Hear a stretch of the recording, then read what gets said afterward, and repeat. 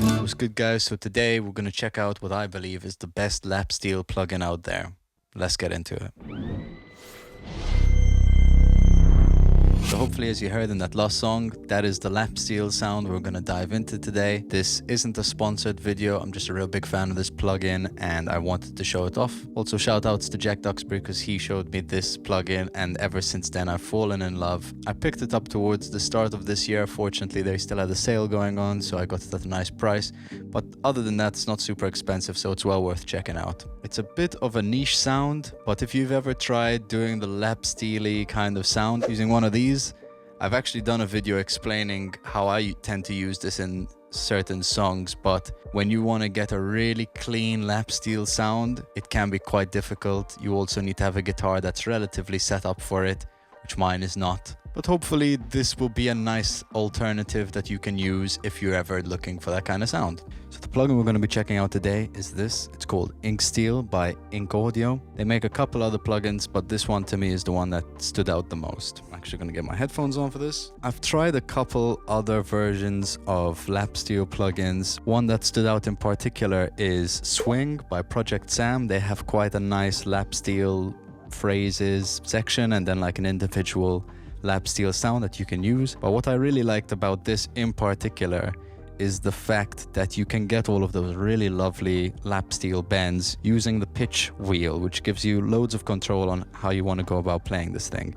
Just showing off the track, you can see in the video that I'm doing a couple little bends using the pitch wheel here. If I just had to demo that real quick.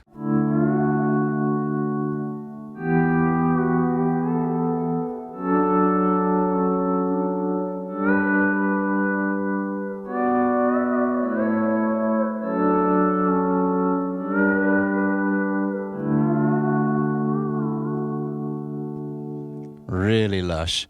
Now, the beauty of this, first of all, you've got quite a few controls that make it easy to just quickly tweak your sound. Just breaking it down, you've got some standard envelope controls, such as your attack,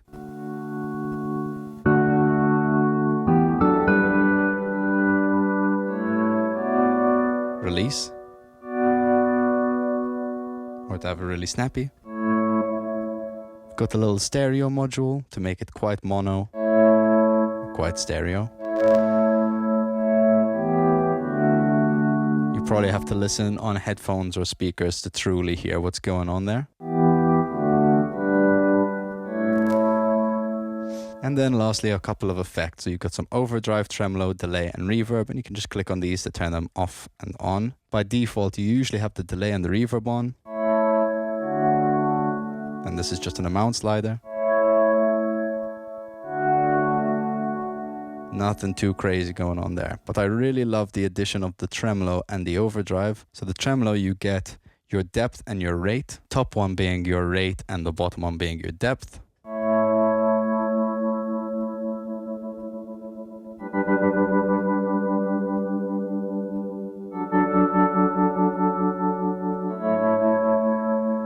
And then lastly an overdrive to add a little bit of saturation to everything.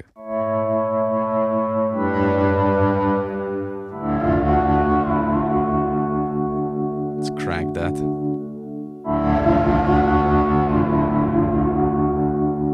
Super nice, and you can tell even on full, like it's not a super overpowering effect. It's been tailored to just have quite a nice character to it, which is great. So you've probably noticed on the side of the plugin here, you've got your chord set and the key. So the way this plugin works, because if I was just doing up and down full bends on a normal sound, it would probably be doing whole steps.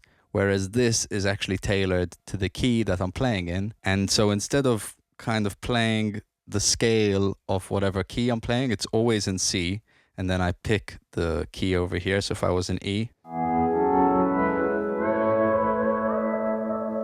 or if I was in G,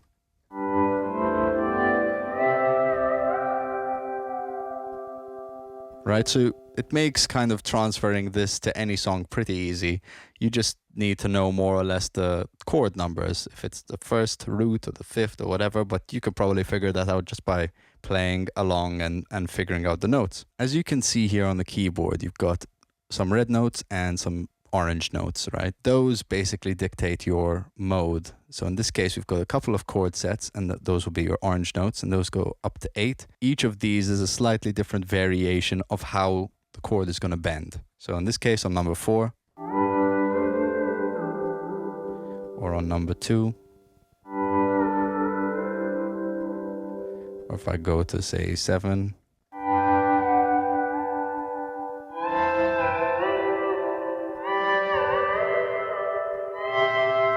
even slightly different variations of the chord, some different inversions.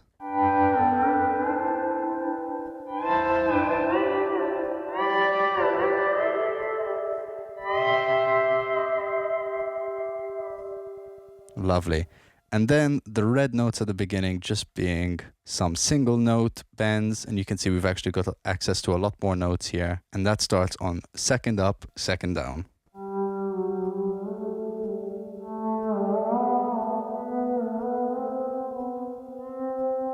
Right, so you've got a couple different variations, third up, third down.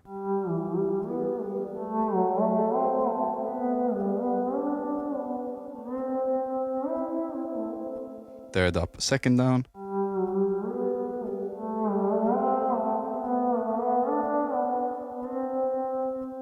Second up, third down.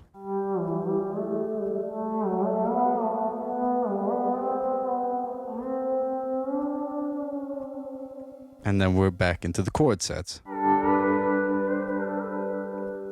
So not a crazy difficult UI to learn. It's all pretty straightforward.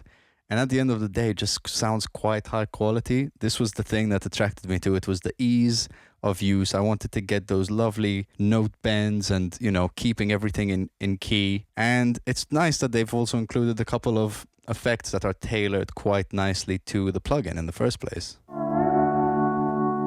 But that's pretty much all there is to explain about this. Again, I've just really enjoyed using it. It's a bit of a niche sound, but I really enjoy writing any type of music that is quite raw, maybe a bit on the kind of countryside. Obviously, in an ideal world, you'll hire a person to do this, but for me, working out of my tiny little studio, I think it brings me a lot of joy just to have this sound available. But that's about it for today, guys. Thank you so much for watching. If you enjoyed this video, please let us know in the comment section below. I'd love to know what you have to think about this plugin. Also, don't forget to like and subscribe, and we'll see you on the next one. Bye for now.